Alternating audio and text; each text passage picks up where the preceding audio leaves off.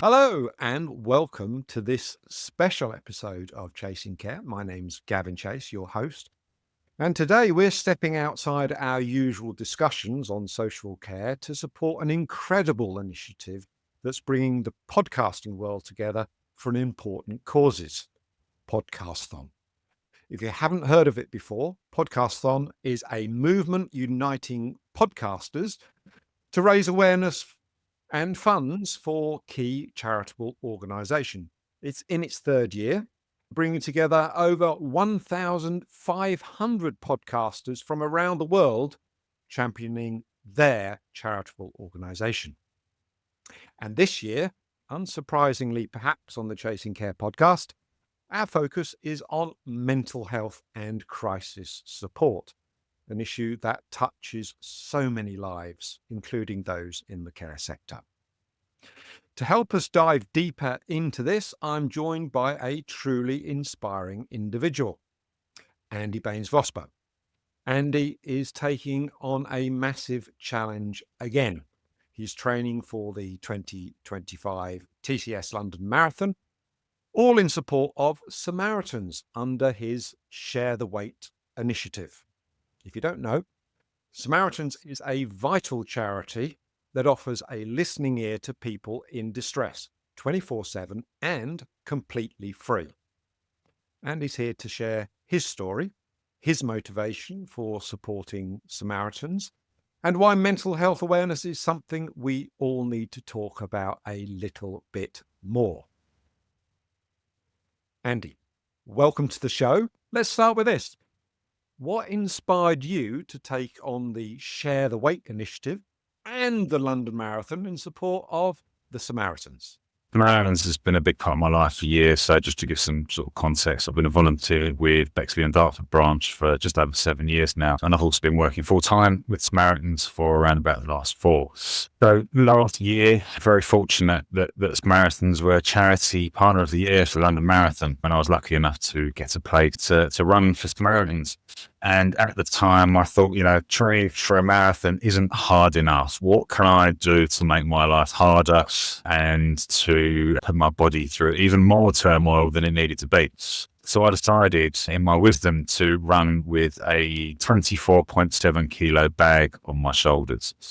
And that bag represents the weight of life. It represents all the things that weigh us down in life, the things that people can't see that are there all the time. And it weighs 24.7 kilos to really remind people that Samaritans are open 24 hours a day, 7 days a week for anybody that is struggling with their own weight on their shoulders. And so, decided that I'd do that to as a bit of an extra way of raising awareness and raising money. And that was supposed to be it. That's going to be a one and done situation. I'd run the London Marathon 2024 with my bag of worries. So I called the weight on my shoulders my bag of worries. And that was going to be it. No more bag. But on marathon day, I met a security guard. So leading up to the marathon, there were a few people that wanted to feel the weight of the world on my shoulders. They wanted to sort of see how heavy it was, and that has been some wonderful conversations. But on marathon day itself, I was walking into the start pen and a security guard gave me the look. It's a look that I've become quite used to now, as it say, "What are you doing?" And those kind of strange looks are the conversation starters. It enables me to have those conversations because it's quite a nice in to having a conversation about what I'm doing, why I'm doing it. And then, from there we talk more. And this security guard gave me the look, and I said to him, "You've given me the look. I'm going to have to tell you what this is all about." So I told him what I was doing, why I was doing it for, and that I was doing it to raise awareness and funds for Samaritans. He asked, like a lot of people did, could he feel how heavy it was? Could he take the weight off my shoulders and see how heavy it was? So he did. And then we started to talk, and we talked. And I think we were probably talking for about 25 minutes, half hour. And he was telling me about everything that was going on for him, the things that were weighing him down. He looked very, very similar to me, all the camera. I mean, you can see a bit of my tattoos, but big, bald tattoos, middle-aged bloke. And we talked for a while, and he told me what was going on for him and things were going on in his life. I told him what the bag represented and why I do what I do for Samaritans, and a lot of the things that I've been through in the past and sort of still going through. And it was that conversation that got me thinking, what more can I do with this bag? What more can I do with the whole, the weight on my shoulders? Because if it can open up a conversation like that between two blokes who didn't know each other, what more can I do? So ran the marathon, had a bit of recovery time afterwards, and a couple of months later came up with the concept of Share the Weight, which is basically me going around with my 24.7 kilo bag, running, walking, taking it into office spaces, wherever I go really, and asking 1 million people for help, to show that it's okay to ask for help, that we all carry a weight on our shoulders, and that really the weight of life is too heavy to carry alone, and that together we are so much stronger. As I do this, get an opportunity to talk to people about Samaritans, what we do, and what I found is that when I share my weight, people tend to share their weight as well, and it sparks some incredible conversations, incredible moments. And so I think I started in July.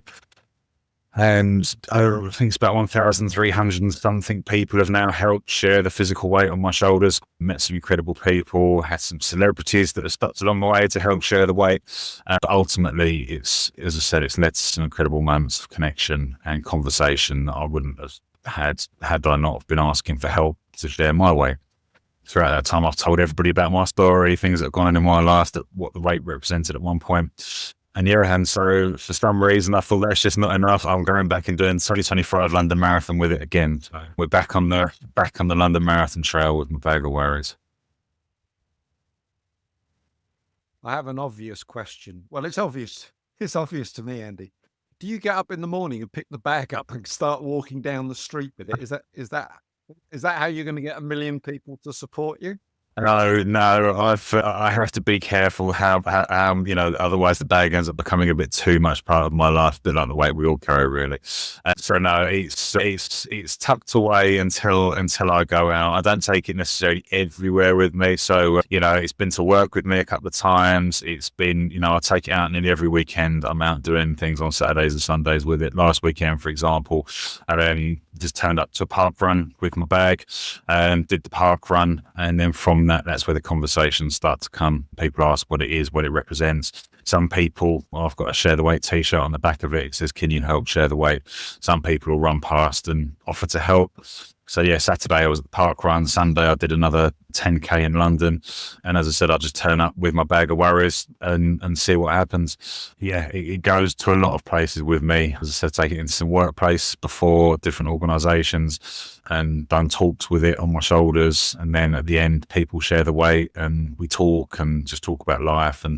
And really it's to, as I said, it's to open up those conversations, to show that we all have something on our shoulders. We've all got something.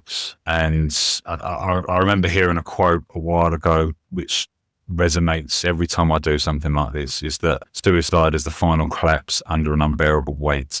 And for me, this is what that weight represents, is that if we leave it too long, we end up collapsing under it. And unless we have that help to share it, it could risk some serious consequences.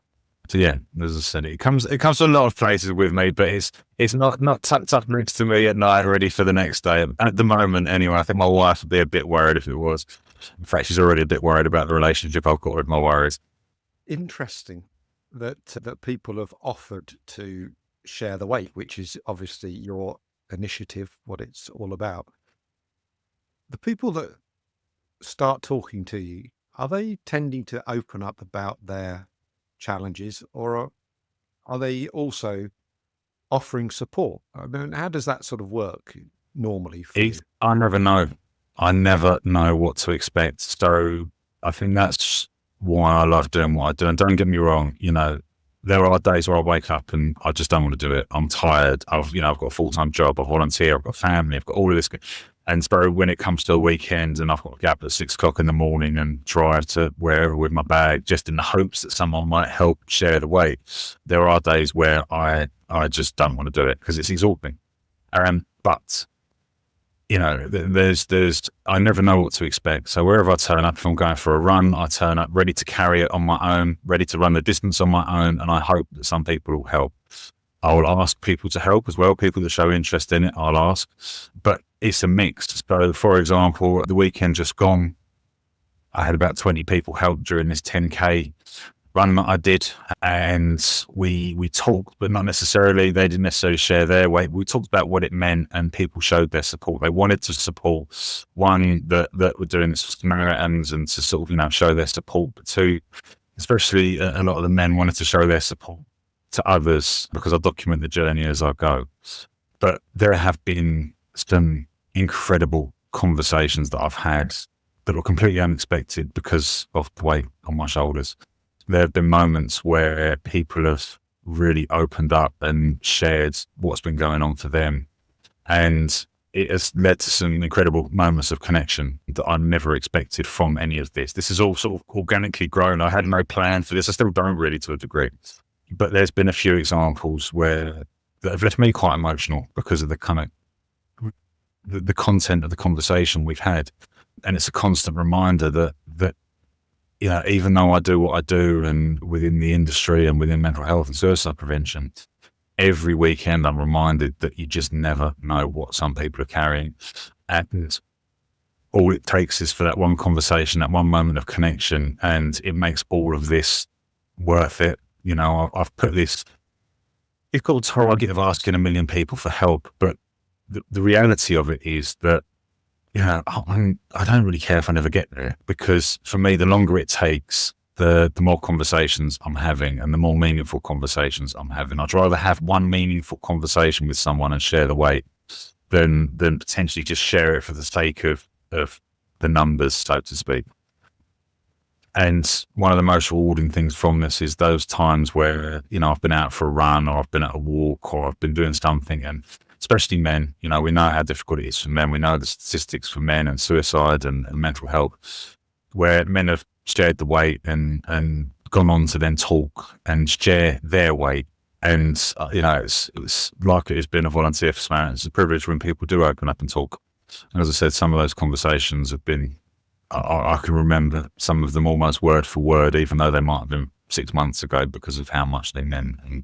And yeah, it's, as I said, never know what to expect. Some people just want to do it, the whole in general, and some people want to do it because they've got a weight they want to share. One of the most credible things I've found is that once people have spoken and shared the real weight they're carrying, and they give me mine back, it's almost like a physical release for them as well as a mental release. It works on a couple of levels, and it's been incredible to see. Really, really has. It's an interesting thing that you're doing. And by the way, champion bloke, absolutely stunning, amazing, because you've got your own challenges, as you've alluded to, and you're carrying the weight of other people's challenges as a listening volunteer. And you're probably aware that I've been a listening volunteer too, hence the reason I've got the Samaritans t-shirt, and I've climbed up Snowdon for the cause. Wow. And we've had some really good conversations with people. From your experience as a listening volunteer, which is somebody that actually sits and takes phone calls, how would you compare that to the conversations that you have with the people that randomly, probably that day, were not thinking that they're going to see anybody carrying a bag? I mean, do you think that they would have picked up the phone to a Samaritan? Do you think they would have known what a Samaritan does, or who a Samaritan is, or would they have a preconception? I've got 100 questions in that question, but I think you sort of get the idea. Samaritans, by many, is perceived as suicide, but we're not talking necessarily about suicide exclusively. We're talking about burdens and challenges mentally. Yeah. Do you think that what you're doing is perceived as different or the same? Or, I mean, explain to me what you feel that coming from both sides. I think it is different. I do think it is different because, again, you're so right. I think we talk a lot about suicide. We talk a lot about mental health, and I think there is a difference between how we position things like this, because yes, you're right. What I carry is a burden, and it is heavy, and the longer I carry it for alone, the more it wears me down and the more I risk collapse, which is why I need people to help share it. And I think putting it into that context has been quite powerful. It's good to bring the conversation into different forums in a different way. Because I think sometimes we talk a lot about mental health, for example, and I find a lot of the people that I speak to, even me, when I've looked in my past, I didn't necessarily think I was struggling with mental health. I think there's a perception that mental health is very much, there's the anxiety, there's depression, there's all these other things that come with it.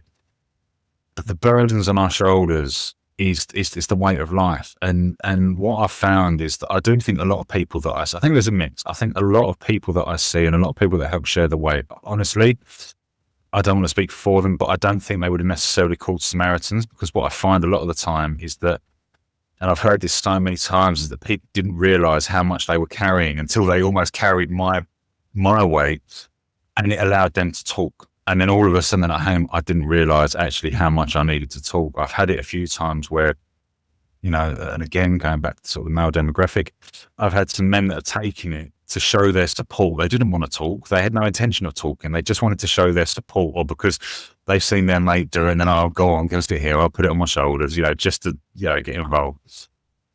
And then 20 minutes, half hour later, we're still talking. And they're getting things off their chest, and they've passed the weight back to me and gone, you know what? And I've had this, as I said a couple of times, where they said, I didn't even know I felt like that. And I think, when we encourage people to try and reach out, to try and talk, I do think there's so many of us out there that don't realize how much we need to, and how, one of the best analogies I can use is that a lot of people say to me, this bag is so heavy, how do you carry it for so long? How do you just go out and do what you do with it? I didn't start out being able to do this. I didn't start out being able to go, do you know what? I'm going to go for 5K park run tomorrow with this and hope that someone holds it. Or I'm going to go and run a 10K and hope, if they don't, that's fine. It took me a long time to build up the ability to carry it for the periods that I can carry it.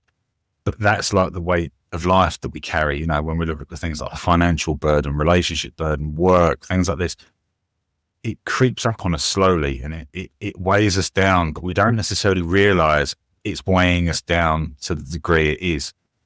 And we get used to carrying it. We get used to the burden, and until it stops feeling like a burden, it just feels a bit like that's how we feel. And I think a lot of us don't recognize how much we need to take that off our shoulders, and we don't realize how close sometimes we are to collapsing. And I've really, really found that throughout this journey, is that so many people are just don't, because that's how we feel life is. We accept that this weight is getting heavier and heavier, bit by bit, day by day, and we adapt to carrying it. We adapt to walking around with this great burden on our shoulders. And it's only when someone gives us the opportunity to release it, we realize, wow, we just don't realize how heavy it is. So yeah, Yes, that's interesting. Interesting what you're saying there, Andy, because I've actually realized as a male and that offering my services as a listening volunteer, I had many preconceptions as to what that was. And that was me giving advice to people, because twice divorced, lost my parents when they were young, daughter had open heart surgery. I thought that I was there to offer support. Yeah, absolutely. Good advice. That's what I can do. But actually, Samaritans isn't that. The clue's in the title that we use, which is a listening volunteer. So we're there to help untangle, not necessarily give advice to the caller. And the people that you're speaking to, you're not giving them advice, are you? You're not telling them what to do. They're just seeing an opportunity that maybe they didn't realize they had, because they've probably normalized the way they feel, to actually talk to Andy, because you're a nice bloke and you don't say a lot. You just, at the right moments.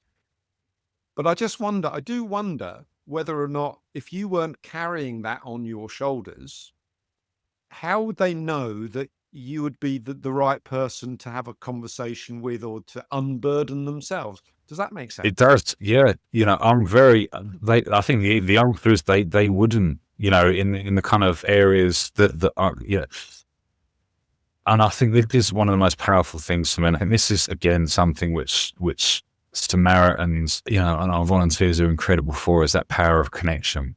And one of the things that I've learned by doing this is that sometimes I think we have to For example, for me, I suffer from quite bad social anxiety, even though I do what I do and I'm out there every weekend, intentionally creating these moments. My social anxiety is quite high. And I think a lot of us, we're very much in our own worlds because we've got so much going on, and that we don't necessarily see the good out there sometimes. And I think if I didn't have that bag, and for example, I was just turning up for a park run, myself, I know what, your phone's in, get the run done, and off I go again. And I think that applies to a lot of us. And so, yeah, I think the bag's definitely a beacon. It sort of attracts that intrigue and the curiosity. And I think, it's again, not people not necessarily knowing about Samaritans and what we do. It helped those conversations, especially I found with a lot of younger men, in terms of the biggest question I get all the time with my bag is, why 24.7? Why not just 25? It's almost like, am I being awkward? Am I being pedantic with that 24.7? But that's the conversation starter, is because Samaritans are open 24/7. Yeah. And the reason why we're open 24/7 is to be there for anybody struggling to cope. And so it helps open up that awareness, I think, in communities and demographics that might not necessarily, or that know of us, but don't quite know what we do or quite know why we're there. And, you said it yourself about that listening. You're right. I don't give advice. And I almost put, we know Samaritans don't give advice. We don't give advice for a reason. I don't give advice either because, it's not like my life is perfect and I haven't got my own burdens that I carry and I don't know how to deal with or cope with. I'm human, just like all of us. And, I have my own weight on my shoulders that I don't know how to deal with or what to do about.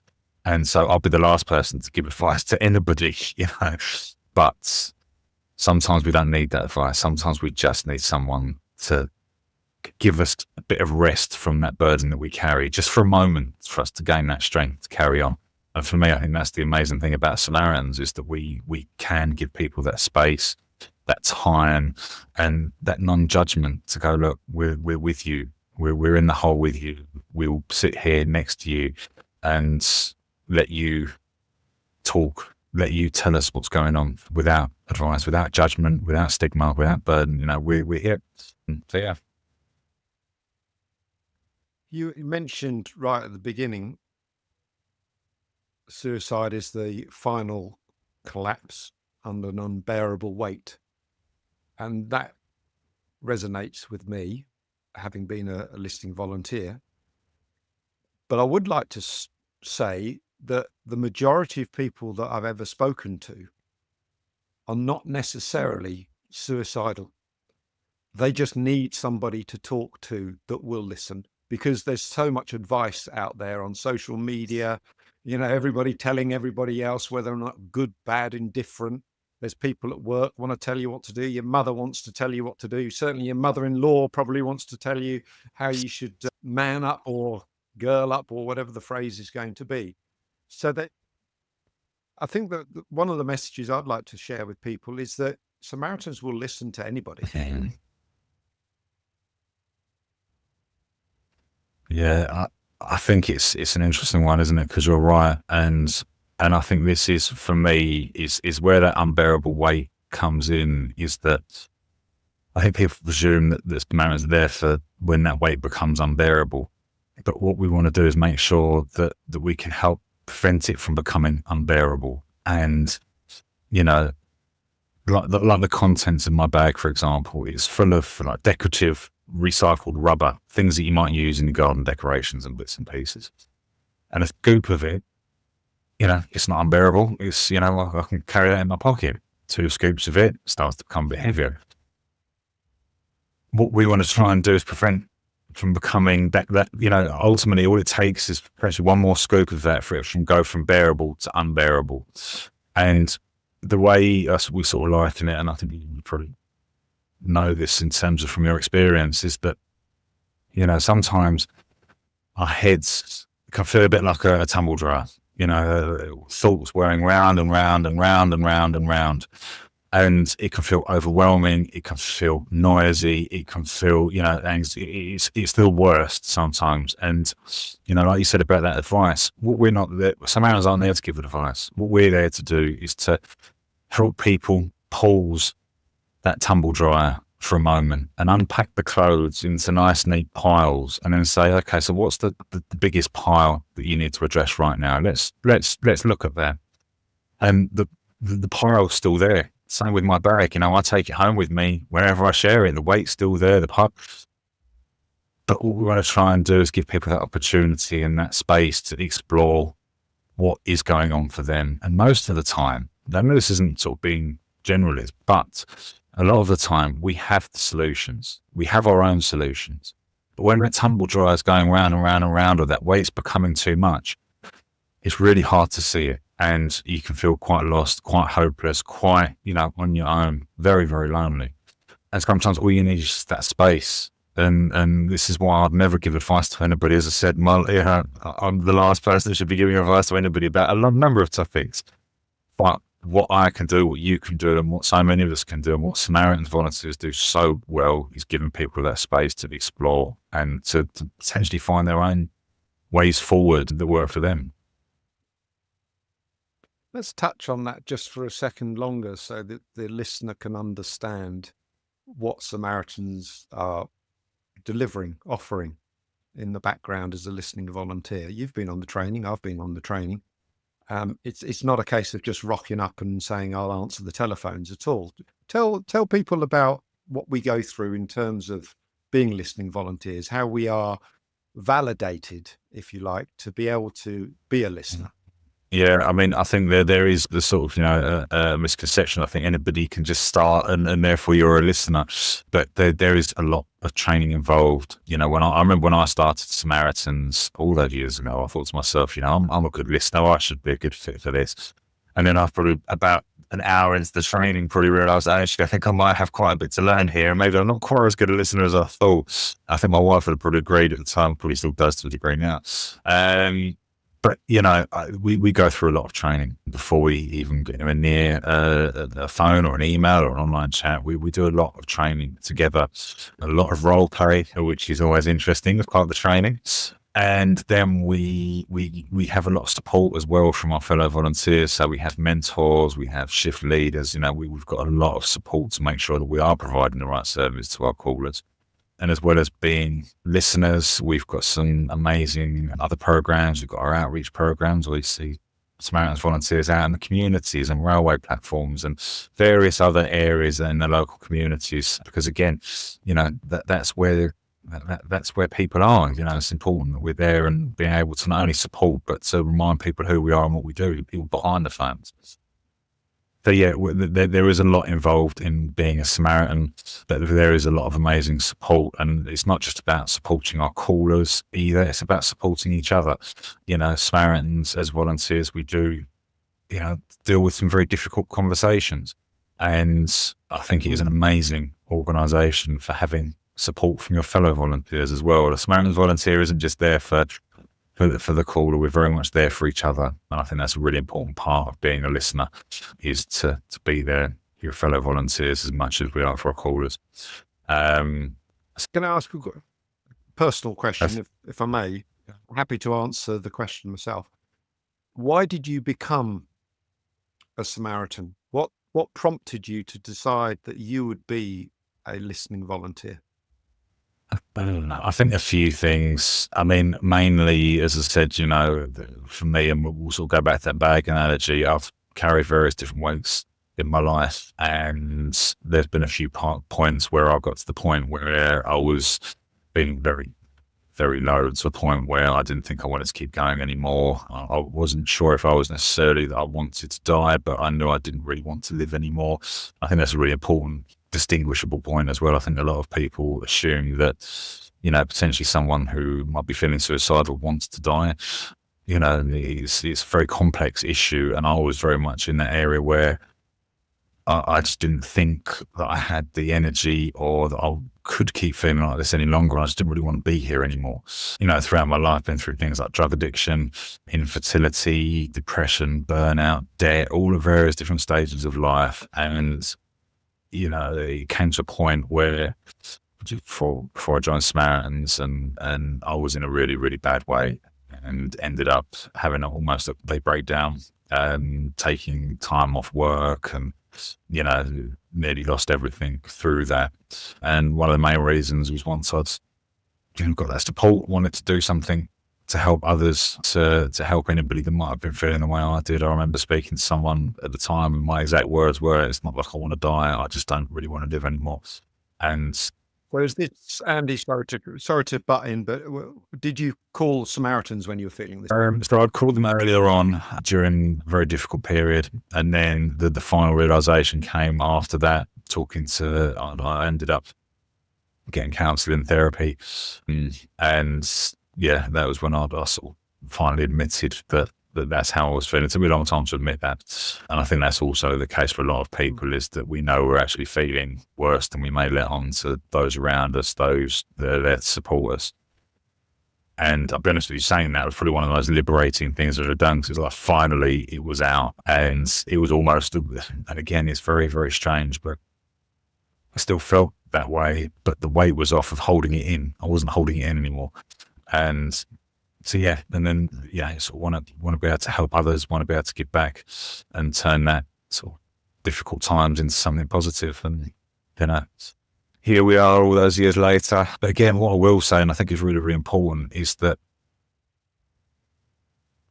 I still have bad days, bad weeks, regardless of what I've been through and what I know and what I do within the industry and bits and pieces. I still have bad days. I still have bad weeks. I still have periods where I feel just overwhelmed, exhausted, down, not knowing what I'm going to do. And that's all part of being human. I think the difference between me now and back then is that I recognise it more than I ever did. And then know sort of what steps to take if I am feeling like the weight is getting too much, and who I need to talk to and what I need to do. Well, thanks for sharing that. It's very personal. All of our journeys are personal as to how we became listening volunteers. And as I say, I became a volunteer because I thought that I could tell people how to fix their problems. How wrong was I?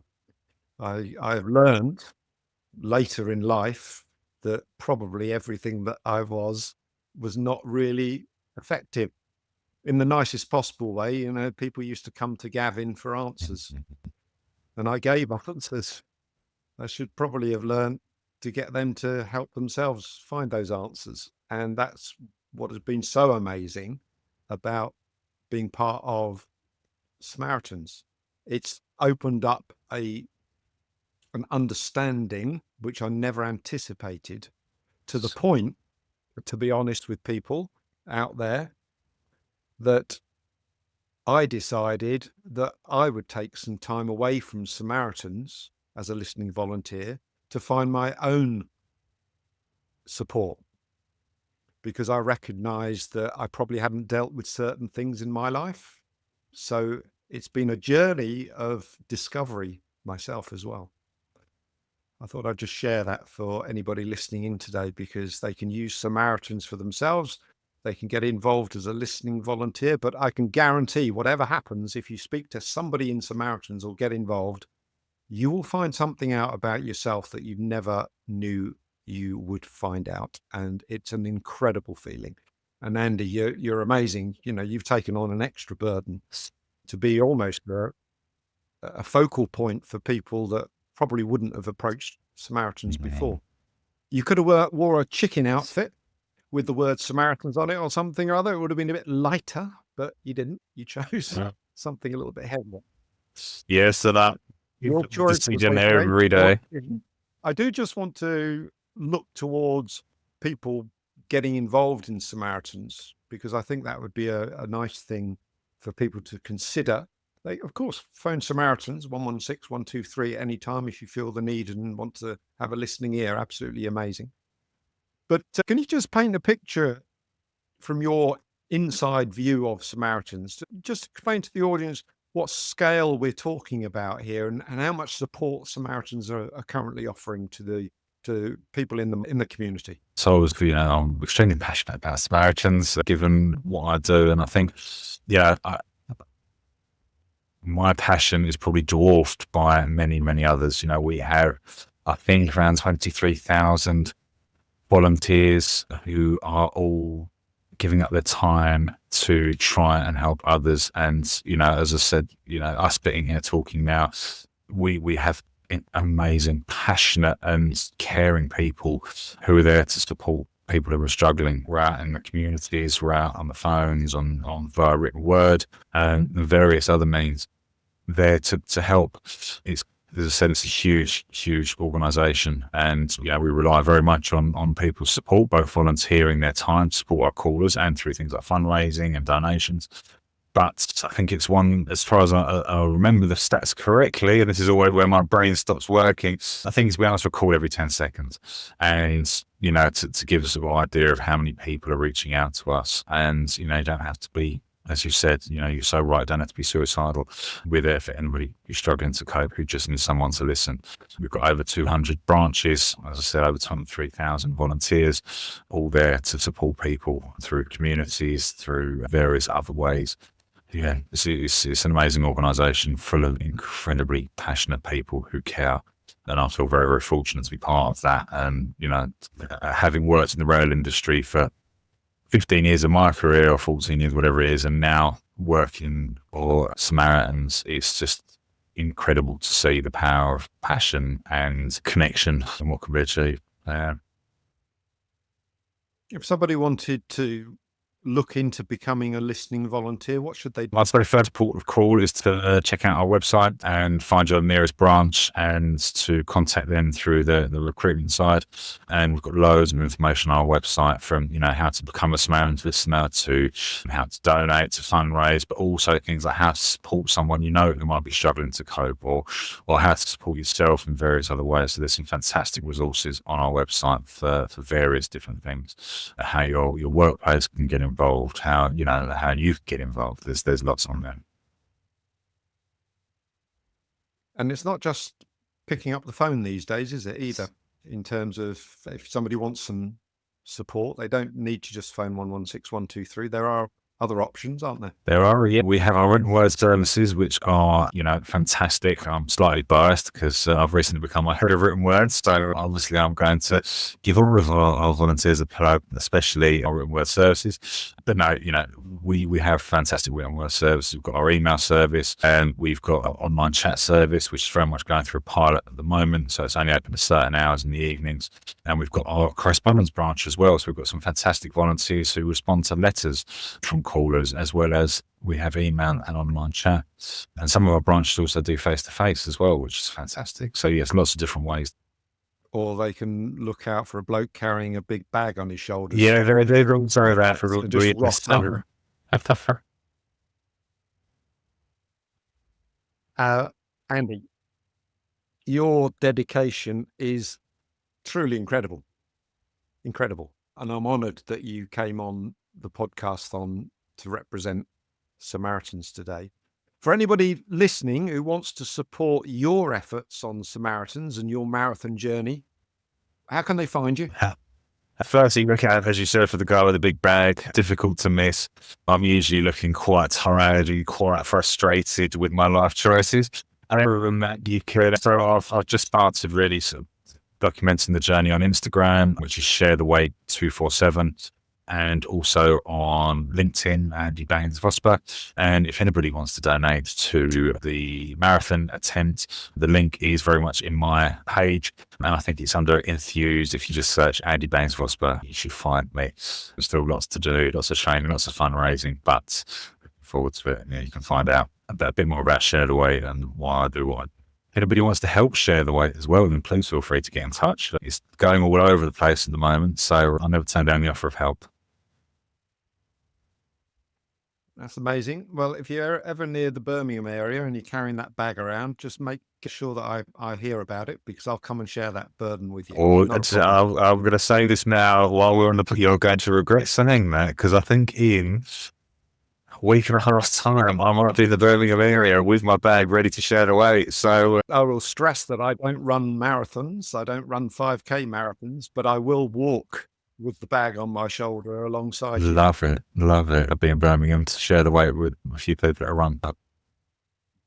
Brilliant. Let us know, and I'll make sure that we promote it further on all of the links as part of this podcast. So that's amazing. Thanks for those who want to learn more about Podcaston. You can check that out also on podcaston.org.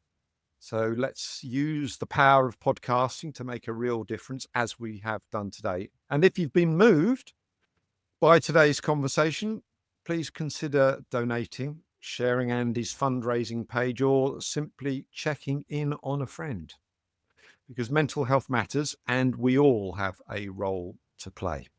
Andy, thanks so much for joining me today, and the best of luck in your training. Thank you so much. Really appreciate the opportunity, and for all you do as well. I'm really, really grateful. Thank you. So that's it for this special episode of Chasing Care. If you've enjoyed it, please share, subscribe, and keep the conversation going. Until next time, take care.